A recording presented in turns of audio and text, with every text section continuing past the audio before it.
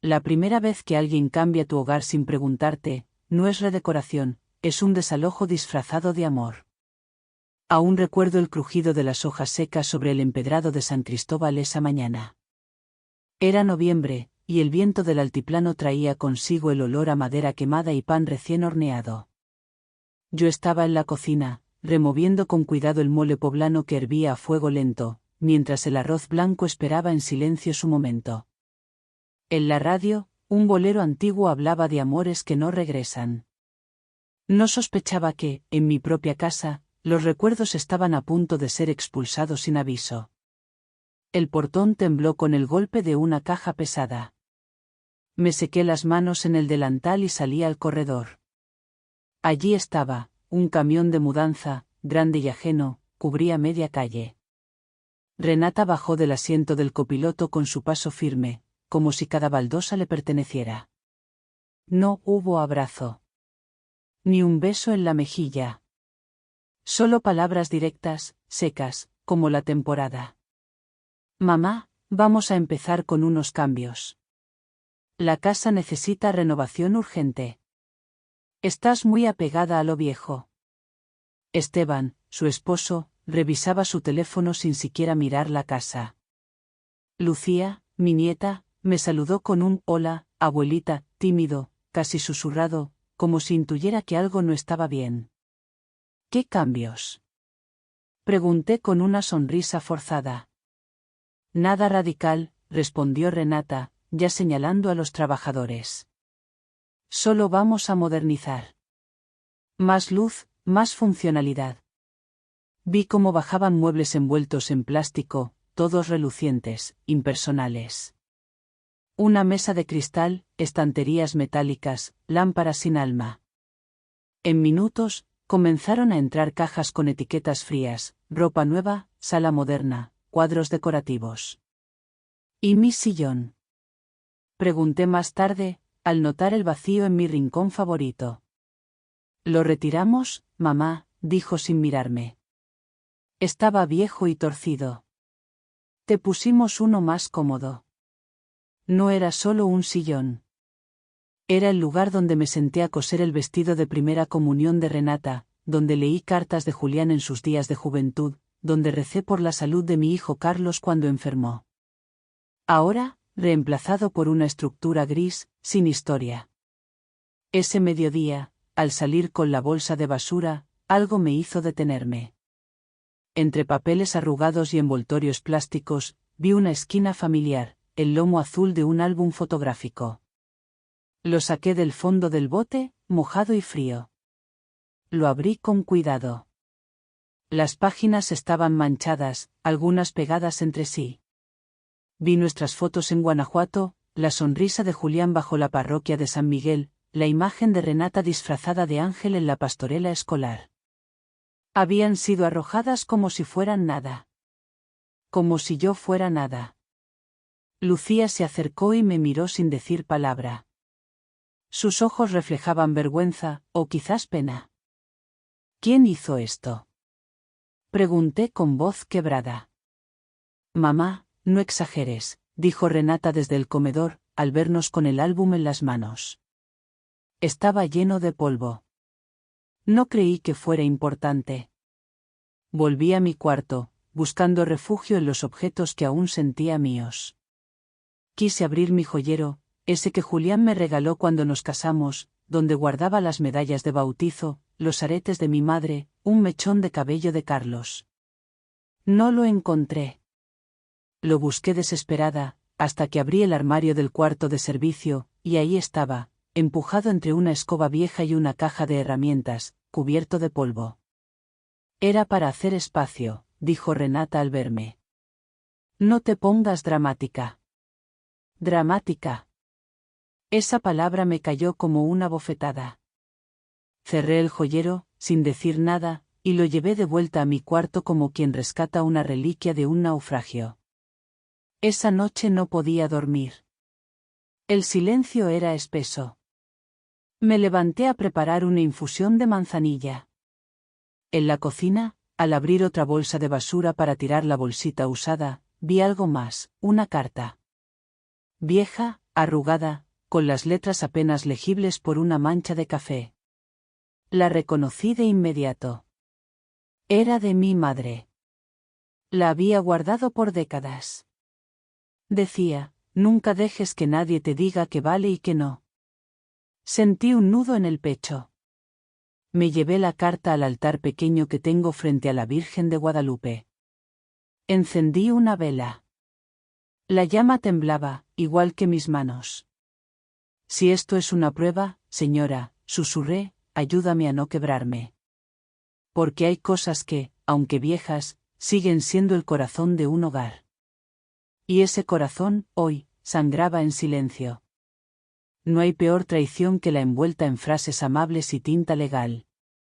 Esa mañana el sol apenas acariciaba el patio cuando salí a regar mis plantas. La albahaca, siempre terca, resistía el frío con dignidad, la bugambilia, en cambio, se enredaba como mis pensamientos, densa, silenciosa. El café burbujeaba en la cocina mientras el sonido de martillazos desde el fondo de la casa quebraba la tranquilidad. Estaban construyendo algo que Renata llamaba sala multimedia, un nombre tan ajeno a mi mundo como la frialdad que se había instalado entre nosotras. Esteban apareció en la cocina con su habitual sonrisa plástica y una taza en la mano que decía, CEO en progreso. ¿Dormiste bien, Dolores? Preguntó, sin esperar respuesta. Antes de que pudiera contestar, Renata entró con paso decidido, como quien lleva buenas nuevas. Detrás de ella, un joven delgado, bien peinado, con un portapapeles bajo el brazo. Mamá, te presento a Tomás, es amigo de Esteban. Es notario. Muy confiable. Vino a ayudarnos con los papeles de la casa. ¿Papeles? Pregunté mientras me secaba las manos con el delantal. ¿Qué clase de papeles? Nada grave, dijo Esteban, con tono suave. Es solo para poner en orden la titularidad. Para que tú estés tranquila y nosotros también. Beneficios fiscales, ya sabes. Beneficios fiscales. Qué manera tan elegante de nombrar la desaparición lenta de mi mundo.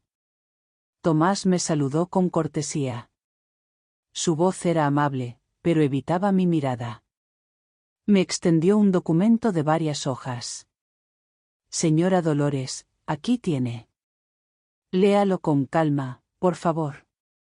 Básicamente es una cesión parcial de los derechos de la propiedad, para facilitar procesos legales en el futuro.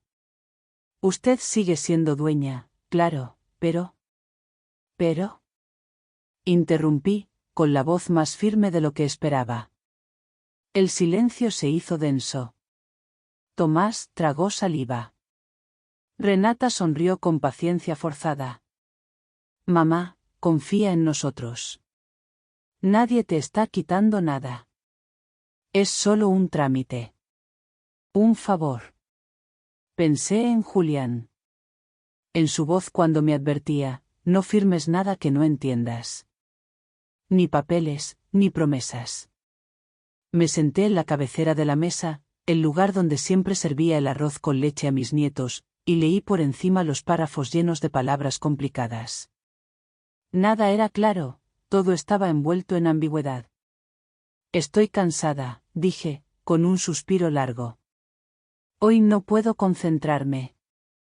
Lo guardaré para otro día.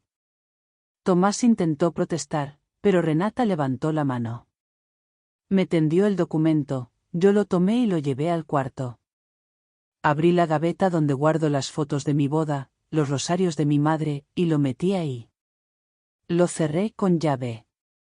No tenía la certeza de que estaban tramando, pero mi intuición, esa que una madre cultiva como una albahaca persistente, me decía que algo estaba mal. Más tarde, mientras Esteban daba instrucciones a los obreros sobre la instalación de un proyector, aproveché para revisar una carpeta vieja de recibos, por costumbre más que por sospecha. Allí, entre facturas de agua y gas, encontré una hoja doblada, con membrete de una agencia inmobiliaria. Era un contrato de venta anticipada. Parcial. Con firma de Renata. Fecha, hace 4 meses. Parte del terreno ya no era mío. Sentí que el piso se movía bajo mis pies. Me apoyé en la pared. Mis recuerdos, mis raíces, mi historia, vendidas por adelantado. No lloré. No grité. Fui a la cocina, saqué la olla de barro, puse a hervir la leche con canela, el arroz y la cáscara de limón, como me enseñó mi madre. El olor dulce llenó la casa. Cuando Lucía bajó, le serví un tazón caliente. Ella lo tomó en silencio, sus ojos ya llenos de algo que aún no comprendía del todo. Nos sentamos en el comedor, sin palabras. Solo cucharadas lentas, tibias, como buscando consuelo en una receta heredada. Y entonces, al despedirse, Lucía me abrazó con una fuerza inesperada. Me susurró al oído, apenas audible. Abuela, no dejes que te quiten lo que eres. Y en ese instante supe que, aunque mi casa se transformara, yo no debía dejar que transformaran mi esencia. Hay mujeres que llegan en el momento justo, no para salvarte, sino para recordarte que aún puedes salvarte tú misma. La tarde caía con una llovizna suave que hacía cantar las tejas del tejado. Yo bordaba servilletas en la mecedora junto a la ventana, aunque sabía que nadie las usaría. Era un gesto más de apego que de utilidad, como quien riega una planta seca por costumbre, no por esperanza. Las campanas del Ángelus sonaron a lo lejos, sus notas quebradas por los truenos lejanos. Pensé en Julián, en cómo solía encender una vela a esa hora, incluso si no había electricidad. No se reza por obligación, decía, sino porque el alma lo necesita. Fue entonces cuando escuché los golpes suaves en la puerta. No eran golpes urgentes ni impacientes. Eran llamados humildes, como de alguien que no quiere irrumpir, solo anunciarse. Abrí y allí estaba, Milagros, la hija de doña Carmen. No la había visto desde hacía años. Llevaba una canasta cubierta con un pañuelo floreado y el rostro sereno, envuelto en el mismo silencio reverente de su madre. Buenas tardes, doña Dolores, dijo, con esa voz que recuerda al agua bendita, tranquila, pero profunda. Pasa, hija. Qué bendición verte justo hoy. Entró sin prisa, sin mirar con juicio, solo con esa presencia que calma sin palabras. Sacó de la canasta pan dulce recién horneado y un frasco de café de olla. El aroma a canela y piloncillo llenó la cocina como un bálsamo. Sirvió 2 tazas, se sentó frente a mí y, por un momento, solo escuchamos la lluvia. La casa se siente distinta, murmuró, observando el nuevo mueble del comedor, frío y perfecto como una revista. Ya no es mía, respondí. O al menos, ya no se siente así. Ella bajó la mirada. Sabía lo que quería decir sin que lo dijera todo. Las mujeres como Milagros no necesitan explicaciones largas. Conocen el lenguaje del silencio. Me están quitando sin levantar la voz, confesé, como quien suelta una piedra del pecho. Milagros me tomó la mano con suavidad. Su piel estaba tibia, curtida por años de cuidado y oración. Mi mamá decía que cuando te empujan sin empujar, tienes que plantar los pies con más fuerza. ¿Has pensado en hablar con alguien? ¿Legalmente? Negué con la cabeza. Nunca fui de tribunales, de leyes. Yo creía en la palabra, en la familia, en las promesas que se hacían frente a un altar, no en firmas ni abogados. Milagros sacó una tarjeta de su bolso, doblada, con tinta ya algo desvanecida. Este es don Ernesto. Abogado jubilado. Ayudó a mi madre a recuperar su parcela cuando quisieron quitársela. No cobra, solo escucha. Pero cree en las causas justas. Tomé la tarjeta con manos que temblaban más de lo que quería admitir. La letra era clara, firme. Abogado Ernesto González. Justicia con alma, decía debajo. Como si fuera más que un eslogan. Como si fuera una promesa. Gracias, hija, susurré. No sé si tenga fuerzas para otra pelea, pero al menos, ya no estoy sola. Ella sonrió con esa calma que no se compra, que solo nace de la fe. Tampoco lo estuvo mi madre, dijo. Ni lo estás tú.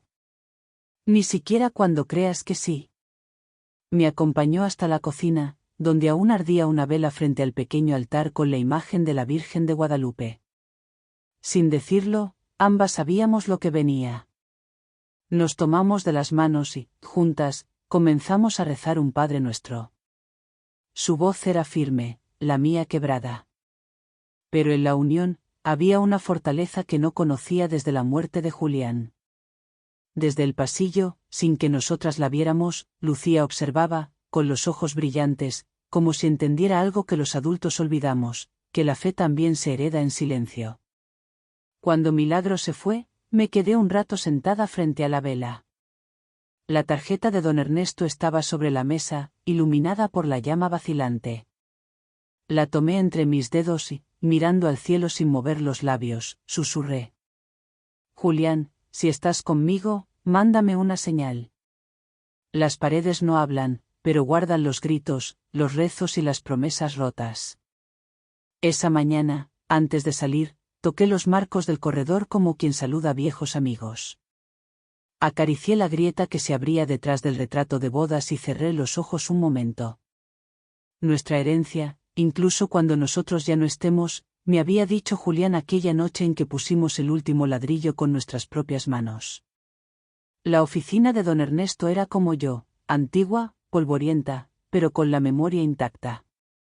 El olor a incienso mezclado con el cuero viejo de las carpetas me trajo de golpe una sensación de misa antigua.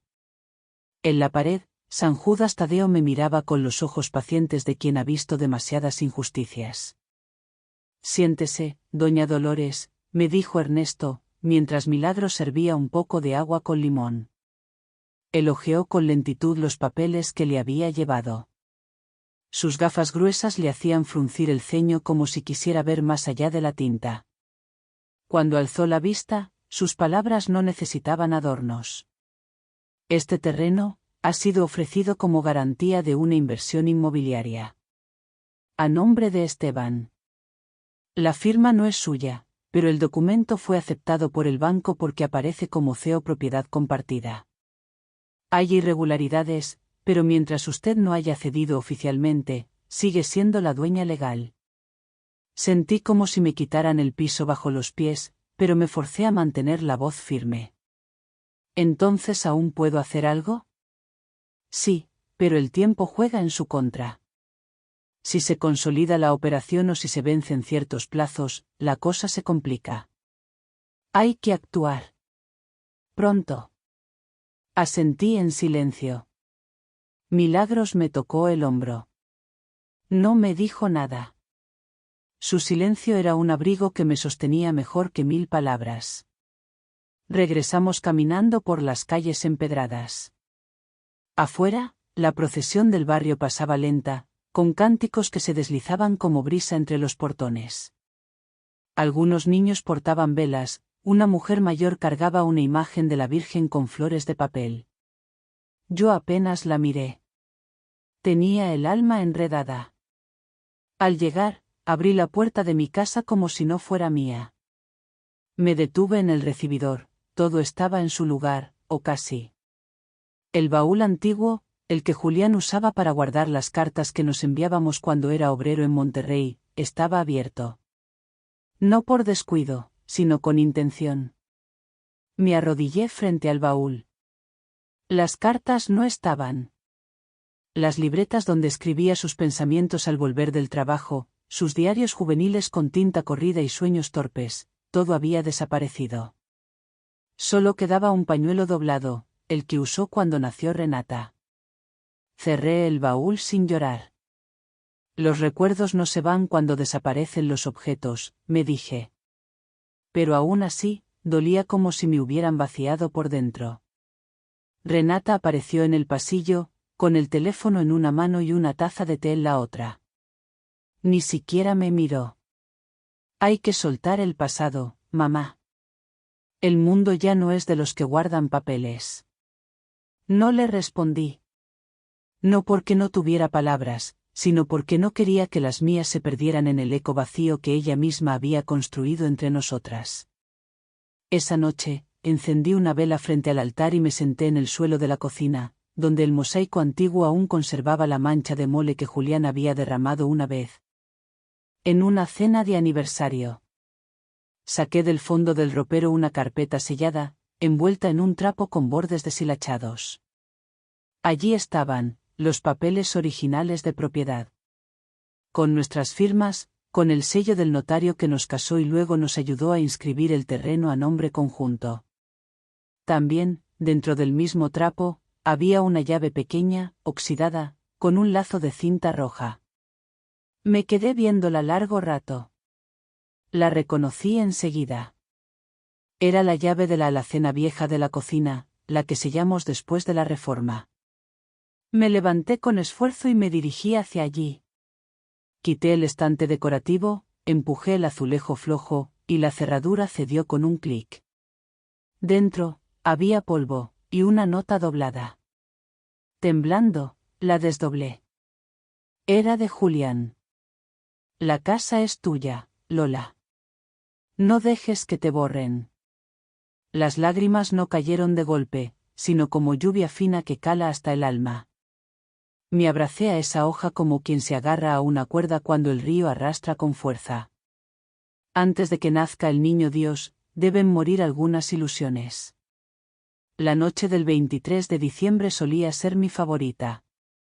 Las luces de colores bailaban en los techos, los niños ensayaban villancicos y el aroma a canela y ponche llenaba cada rincón del vecindario. Pero ese año, todo me supo a cartón mojado. La casa estaba llena de adornos, sí, pero eran fríos, metálicos, sin alma. Un árbol blanco con luces LED que no parpadeaban al ritmo del corazón, sino de un temporizador programado. La piñata era moderna, sin forma de estrella, y el nacimiento estaba escondido detrás de una pantalla plana que proyectaba una imagen digital del niño Jesús. Yo me senté en una esquina del patio, con un rebozo sobre los hombros, mirando cómo los vecinos llegaban con sonrisas tensas y saludos breves. Lucía se acercó y me ofreció una taza de ponche caliente. ¿Estás bien, abuela?, preguntó bajito. Le sonreí con esfuerzo. Hoy, mi niña, soy yo la que pide posada. A lo lejos, el coro infantil del barrio empezó a cantar, en nombre del cielo, os pido posada. Las voces agudas y tímidas resonaban entre los muros que ya no sentía míos. Cuando llegó el momento de romper la piñata, Esteban alzó la voz para llamar a todos al centro del patio. Renata se posicionó junto al árbol, con su copa de vino blanco en la mano, como si todo esto fuera parte de una exhibición más. Entonces me levanté. Un momento, dije, lo suficientemente fuerte para que el canto se detuviera. Las cabezas se giraron. Algunos niños rieron, pensando que era parte del espectáculo. Pero en mis manos no había palo de piñata. Solo el peso de décadas. Esta no es la casa que soñamos, dije. Es solo un eco de lo que fue. Un cascarón con luces bonitas, pero sin alma. Renata sonrió con sarcasmo. Entonces véndela, mamá. Si tanto te duele, déjala ir. La miré. Por primera vez en mucho tiempo, no vi a mi hija, sino a una mujer endurecida por la prisa, por el éxito mal entendido, por la necesidad de controlarlo todo. Eso haré, respondí. Hubo un murmullo. Esteban frunció el ceño. Lucía se tapó la boca con las manos. Milagros bajó la vista, en señal de respeto. Saqué del bolso una carpeta con el sello de la notaría de don Ernesto. Ya lo hice. No a ustedes, aclaré. Ni a promotores, ni a inversores. La casa ha sido vendida a la Fundación Cimientos Vivos. La convertirán en un centro cultural para preservar la memoria del barrio. Cada pared contará nuestra historia, cada rincón servirá para enseñar a los niños lo que fue este lugar. No puedes hacer eso, gritó Renata, dando un paso adelante. La miré con ternura, pero sin titubear. Ya lo hice. Y tú ya hiciste suficiente. El silencio cayó como un manto espeso. El coro intentó continuar con el villancico, pero las voces se deshicieron una a una. Me retiré sin decir más. Subí a mi cuarto, cerré la puerta. En el buró, junto a la vela encendida, estaba el cuaderno viejo de tapas de cuero que guardaba desde hace años. Me senté en la cama y lo abrí. Con letra temblorosa pero decidida, escribí en la primera página: Cimientos invisibles, crónicas de esta casa. Y debajo, una frase que me acompañaría el resto de mis días. El amor no se hereda en ladrillos, sino en memorias que nadie puede borrar. Por primera vez en 30 años, no espero que se abra la puerta. La mañana del 6 de enero amaneció fría pero clara. El aire olía a pan recién horneado y a la humedad de la tierra mojada. En mi nueva casa, mucho más pequeña pero mía en cada rincón, el silencio no pesaba como antes. Era un silencio amable, lleno de espacio para respirar. Tomé mi café sentada junto a la ventana. Afuera, una radio vecina dejaba escapar los acordes de Piensa en mí. Cerré los ojos y, por un instante, no sentí tristeza, sino una paz que me sorprendió. Vestida con mi rebozo más viejo, ese que usaba Julián para cubrirme los hombros cuando se quedaba dormido en el sillón, salí rumbo a la misa de Reyes en el templo Santa María. El padre Ramiro, con voz pausada y manos firmes, hablaba del perdón, de los regalos que no se compran con oro ni mirra, sino con tiempo, con presencia, con ternura. Perdonar, dijo, no es olvidar. Es elegir no cargar más con el dolor. Recordé las palabras de Carlos, mi hijo que se fue antes de tiempo. Perdonar es una forma de descanso, solía escribir en su cuaderno, ese que aún guardo en la mesita de noche. Hoy, al fin, comprendí lo que quería decir. Después de misa, al volver a casa, encontré en el portón una carta pegada con una cinta azul. Reconocí la letra enseguida. Te entiendo ahora, abuela. Guardaré los recuerdos que tú me contaste, no los que guardaban las paredes. Perdón por no haber escuchado antes. Con amor, Lucía. Acaricié el papel como quien toca un pétalo frágil. No lloré. Era una lágrima distinta, que caía adentro, regando el alma. Milagros llegó poco después, con una rosca de Reyes y una sonrisa tranquila. Hoy no traigo café, me dijo. Hoy vengo a plantar. La seguí al patio. En sus manos traía una pequeña bugambilia, con raíces envueltas en un pañal húmedo, como solía hacerlo mi madre. ¿Te acuerdas? Me preguntó. Sí, le respondí. Mamá decía que las bugambilias siempre vuelven a florecer, aunque las podes hasta el tronco. La plantamos juntas, bajo el sol suave de la mañana. Luego Milagro se fue, dejando el aroma del pan y la tierra mojada flotando por la casa. Me senté en el pollito junto a la planta. La vela que encendí temblaba sin viento.